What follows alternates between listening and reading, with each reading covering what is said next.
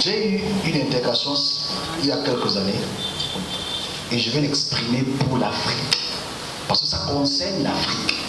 Parce que je dis, le problème avec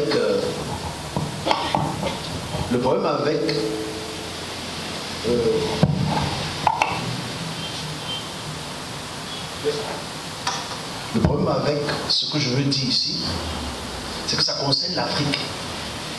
Mais ce qui me dérange dans cette vision que je dois donner au peuple qui est irrespectif de l'Afrique, c'est le facteur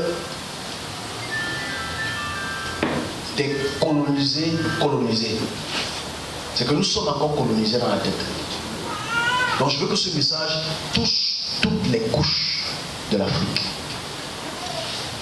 Je dis ça pas à mon nom, mais au nom de celui qui m'a envoyé. Ce n'est pas l'Éternel ou quoi que ce soit, c'est le Créateur de toutes choses. Donc, le 14 novembre 2015, je suis transporté dans un futur proche et je vois un homme dans un laboratoire. Écoutez, Afrique, c'est très important. Dans un laboratoire. Il est dans un laboratoire.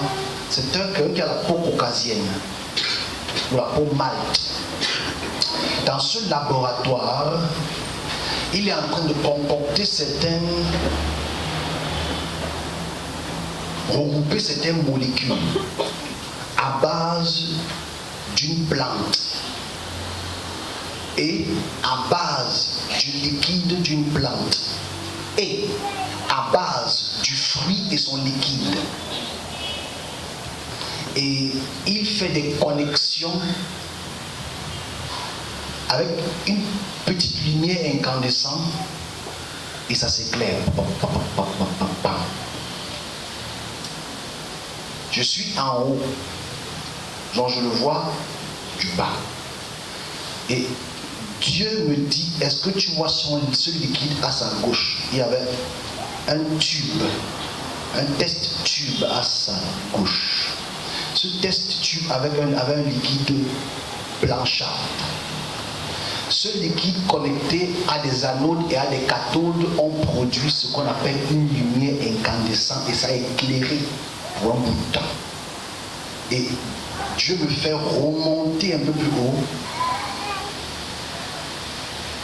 Ça, c'est l'énergie de demain.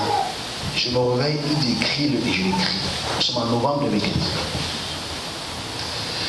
Le 14, toujours le 14 avril 2016, j'ai une autre intégration spirituelle où les trompettes sonnent dans mes oreilles. Il y avait une grande trompette avec des anges, avec une lumière extraordinaire. Et quand cette trompette finit de sonner, je dormais, ça me réveille. Ça me réveille dans mon sommeil, parce que je dormais finalement. Mais je me réveille de mon sommeil tout endormi. Et je suis attrapé encore par la lumière de Dieu, élevé encore. Et la lumière est toute brillante devant moi. Et il me parle, il me donne un message. Il me dit, rappelle-toi de ce que je t'ai dit sur les énergies. Je veux que tu donnes ça à mon peuple. Dis ça à toute la terre que voici l'énergie de demain. Mais n'oublie pas, donne avec des détails. Il me montre certains serviteurs de Dieu et il me donne un autre message. Il me montre l'Afrique, il me donne un autre message. Ça ne concerne pas aujourd'hui, ça concerne autre chose. Mais je m'arrête sur l'énergie. Et je me réveille et j'écris le texte. Ça, c'est une vision qui a près de 7 ans, aujourd'hui. Et je m'adresse à la jeunesse africaine et camerounaise en particulier. Pour l'énergie de demain. C'est la première fois que je parle de ça avec le détail. Parce que nous sommes en avril. Et ce message a été donné en avril. Et ce message est que il faudrait que la jeunesse africaine puisse rentrer à la culture verte. Parce que la substance blanche, c'est le vin de palme.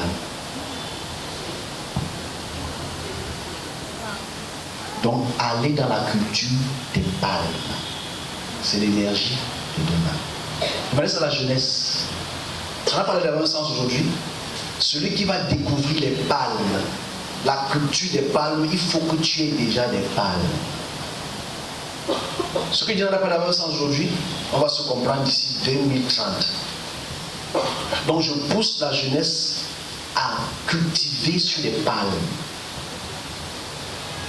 Je dis que ce n'est pas moi qui dis, c'est Dieu qui dit. Là, ce n'est pas une parole qui peut être changée. Donc que la jeunesse camerounaise et africaine multiplie les différentes formes de palmes.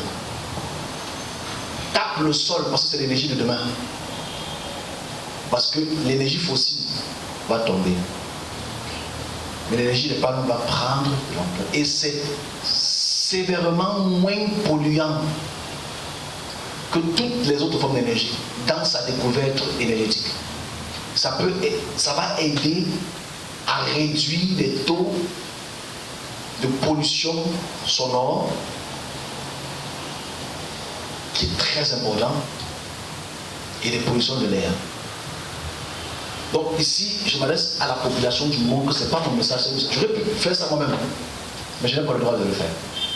Mais je dois le dire pour la première fois que aller vers les palmes, tout ce qui est palme, cultiver les palmes, c'est l'énergie de demain. C'est la première énergie de demain.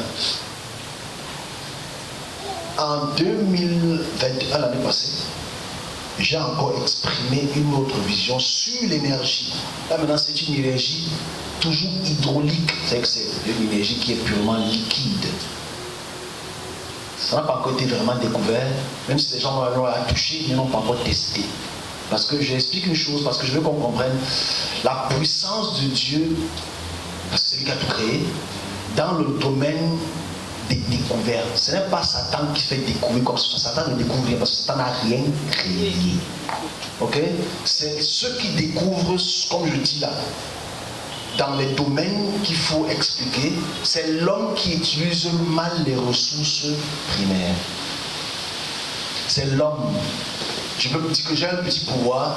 Comment j'utilise ce pouvoir?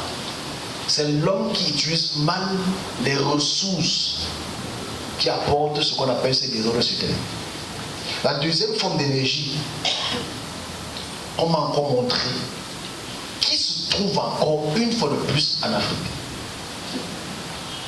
Cela va aider beaucoup plus dans le sens des machines à propulsion qui nécessitent une très forte dose d'énergie. On retrouve ce liquide qui est enfoui dans les eaux. On ne retrouve que ça dans l'eau. Ça ne se trouve que dans les fleuves. Ce liquide s'est accumulé depuis il y a des centaines et des centaines d'années. Je n'ai pas le nom du liquide, ce n'est pas encore découvert. Celui qui va découvrir cette substance va appeler ça en son nom. Mais la couleur, elle est rosâtre. On va la sécher et on va la rendre comme une forme de compost, mélangeant avec certaines huiles qui vont développer maintenant une autre forme d'énergie, qui vont remplacer les énergies communément utilisées aujourd'hui. Ça se retrouve dans toute l'Afrique australe, dans toute l'Afrique centrale, dans toute l'Afrique de l'Ouest. Nous sommes à quelques années de sa découverte.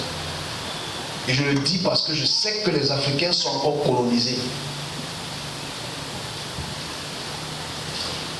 Donc dans ce système colonial, il est très fort probable que ceux qui ont des bateaux, des foreuses, des pelleteuses, ce sont les Européens. C'est pour ça que je préfère le dire avant, parce que c'est mon devoir de le dire avant, et de ma capacité de dire quand même aux jeunes de repartir